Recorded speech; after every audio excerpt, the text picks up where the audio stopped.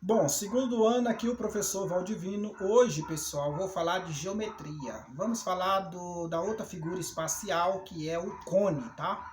Volto a pedir a vocês que não deixem de fazer as atividades, tanto das vídeos como da lista para fechar o bimestre, tá? Então vocês têm muita atividade para fazer. Beleza? Eu postei um vídeo, normalmente eu posto até 5, 6 questões no máximo. Agora a lista é que eu coloco várias questões, por quê? Porque é o bimestre todo, e aí eu ainda pego o conteúdo lá do bimestre, dos bimestres passados. Mas essa lista você tem mais de mês para fazer ela, tá? Você tem esse tempo todinho e até começar o terceiro bimestre, que deve ter um recesso agora no meio do ano, né? E aí a gente vai inserindo esse material e vocês vão fazendo. Mas o que eu quero agora trabalhar com vocês é o cone. Na aula passada nós falamos tudo de cilindro, fizemos exercício, postei, fiz umas correções de umas questões que foi com gabarito errado, tá tudo lá postado para vocês, tá? E agora vamos começar o cone. Vamos aqui? Bom, segundo ano. Hoje nós vamos falar da figura espacial, que é um sólido, né? O cone. O que é o cone? Todos vocês já viram um cone. Isso não é novidade para ninguém. Você passa numa blitz, lá tem um cone. Você vai numa festa junina, você já viu aqueles tipos de chapeuzinho? É um cone. Você vai numa sorveteria, aquele sorvete com aquela casquinha é um cone. Lembrando vocês que vamos estudar agora os elementos do cone. Pessoal, eu fiz aqui um cone, ele meio inclinado, tá? Ele está bem aqui, ó. Veja vocês que ele está inclinado, tá? Então aqui eu tenho essa base e aqui. O cone só tem apenas uma base, tá, pessoal? Pessoal, do vértice passando até a base, eu tenho o eixo. Ele corta do vértice até o centro da base. Eu tenho o eixo. Esse lado aqui, pessoal, eu tenho a geratriz. Eu tenho várias geratrizes. Eu tenho essa geratriz, eu tenho esta geratriz, eu tenho outra geratriz até embaixo. Eu tenho várias aqui, tá? E a altura ela vai do vértice até a base. Então aqui eu tenho a minha altura, que é representado pelo H. E como a base do meu cone é um círculo, é claro que aqui eu tenho diâmetro e tenho raio.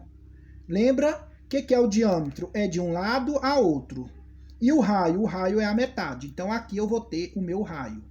Beleza? Então no cone eu tenho o vértice, eu tenho apenas uma base, que é o círculo, eu tenho o meu eixo, que ele sai do vértice e corta até a base, eu tenho a altura, que é representado pelo H, e a geratriz, que é representado por G. Agora vamos a algumas observações importantes. Geratriz são infinitas. Por isso é que eu falei para vocês, eu tenho essa geratriz, posso traçar aqui outra geratriz, eu tenho essa geratriz, posso traçar, elas são infinitas.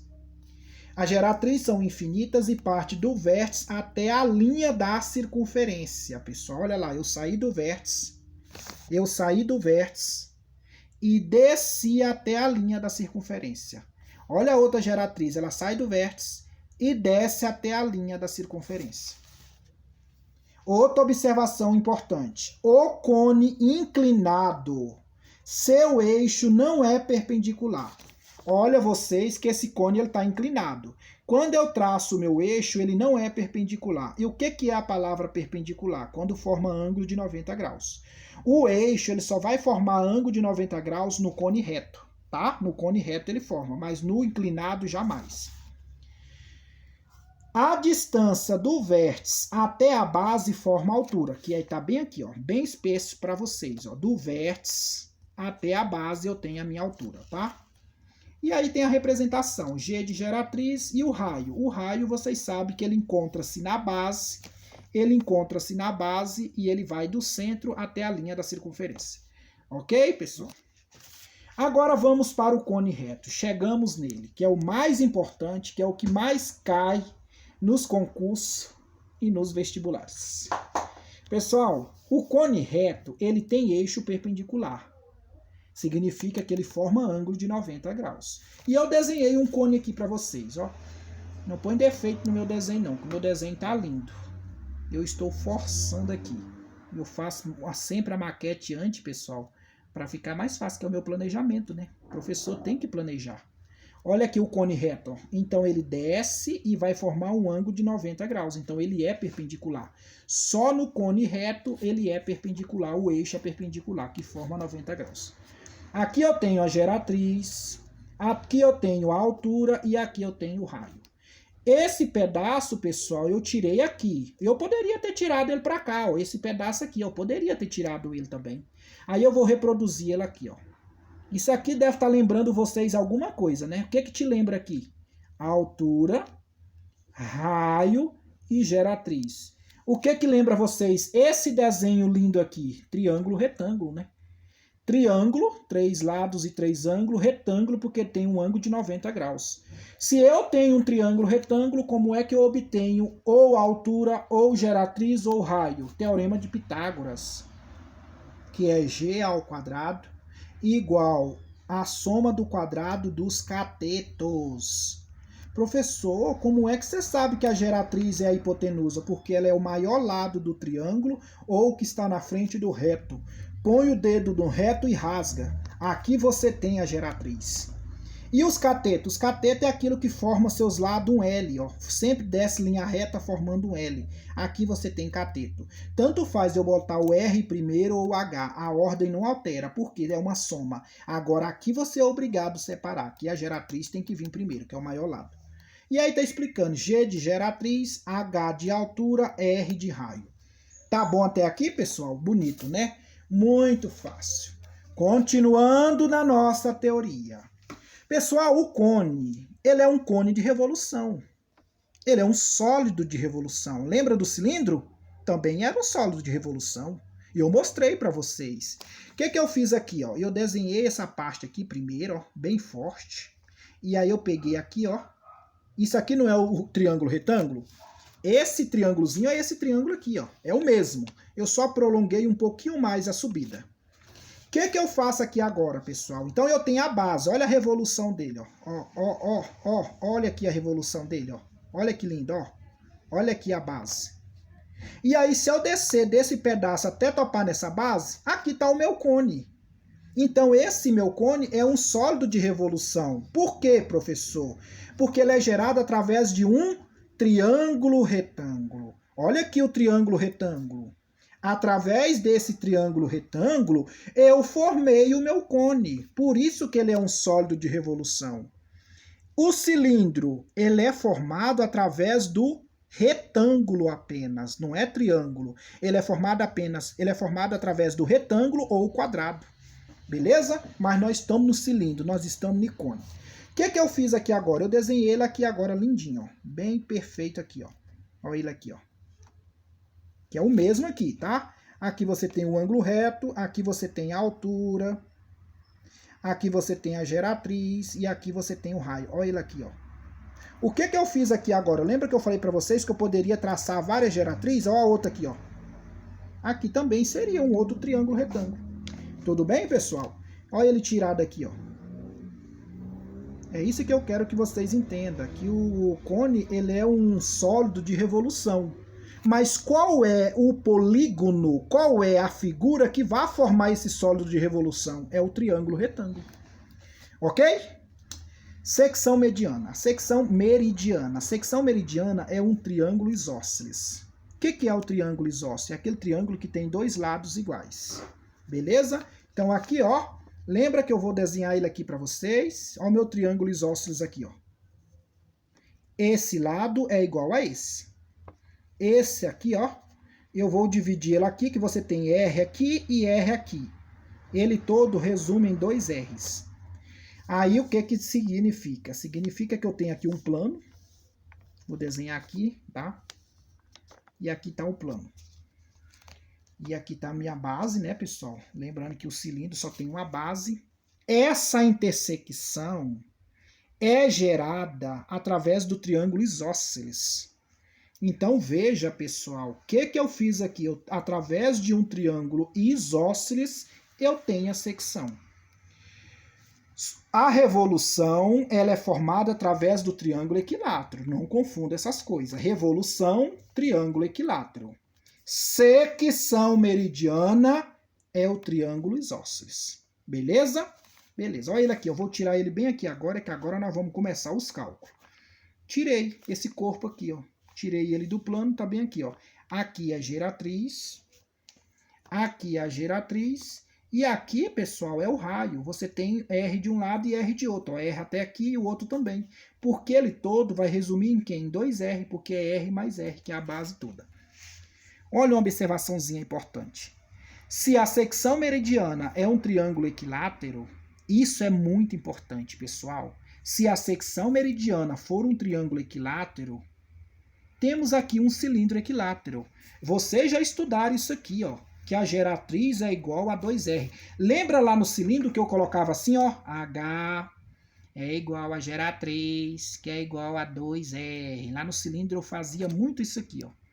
Aqui no cone ele está dizendo que o cone equilátero tem que ter a palavra equilátero para você usar isso aqui. A geratriz é igual a quem? A 2R. Beleza, pessoal? Tá claro? Ok. É isso aqui, pessoal. Geratriz 2R. Agora vamos estudar as áreas. Pessoal, a primeira coisa que nós vamos ver aqui é o seguinte. No cone nós temos quantas bases? Uma base apenas. E ela é formada através de um círculo. Então você vai calcular a área do círculo. Como é que se calcula a área do círculo? É π vezes r ao quadrado. Lembrando vocês que o π ele vale 3,14. Ou às vezes ele dá o valor do π para você substituir. E r é o raio. Isso é a área da base. No cilindro você tinha duas bases, então era 2 vezes π vezes r ao quadrado. No cilindro, mas nós estamos em cone. Cone só tem uma base, então é π vezes r ao quadrado. Gravou? A área lateral. A área lateral é π vezes r vezes g. Pessoal, aí lá eu falo para meus alunos assim, ó. Como é que você memoriza essa praga da área lateral? Você lê assim, ó. Perigo. Perigo. Aqui você gravou. Entendeu? Entendi porra nenhuma, professor. Você vai entender, tenha fé em Deus. A área da base é π vezes r ao quadrado. E a área lateral? π vezes r vezes g.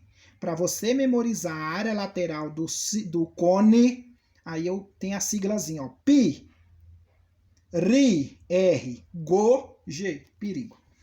Ah, professor, não gostei não. Então grava então, π vezes r vezes g. E a área total? Pessoal, se você gravar a área da base e você gravar a área lateral, a área total ela é o quê? A área da base mais a área lateral.